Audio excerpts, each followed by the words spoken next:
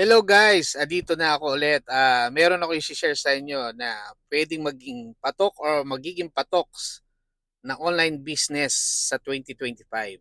Ito na po, i-share ko na ang 3 tips. Number 1, ang e-learning online courses. Kaalaman ang puhunan, sabi nga nila. Ngayon, marami naghahanap ng bagong skill tulad ng graphic, design, o baking. Bakit hindi ikaw ang magturo? Gumawa ng simple pero engaging na tutorial at pagkakakitaan ito online. No? Lalo na sa mga pagkain, napakaraming gustong matuto sa pagluluto. Number 2, e-commerce or dropshipping. Hindi kailangan ng puhunan sa stock.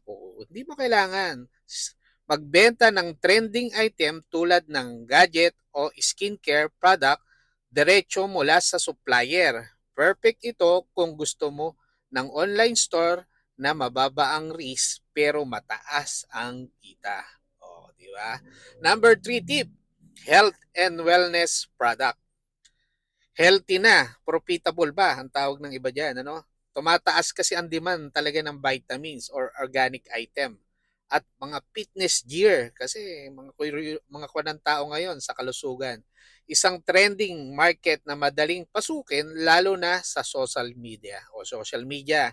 Napaka-effective yan, yung mga product na yan, kung diyan mo i-market yung mga yan. Kasi halos napakarami pong makakapanood at marami ng mga Pilipino ang gustong maging healthy at dahil sa dami ng mga sakit na talagang hindi maiiwasan natin. Kaya yan po yung online business sa 2025 na pwede niyong pagkakitaan. Thank you and God bless po.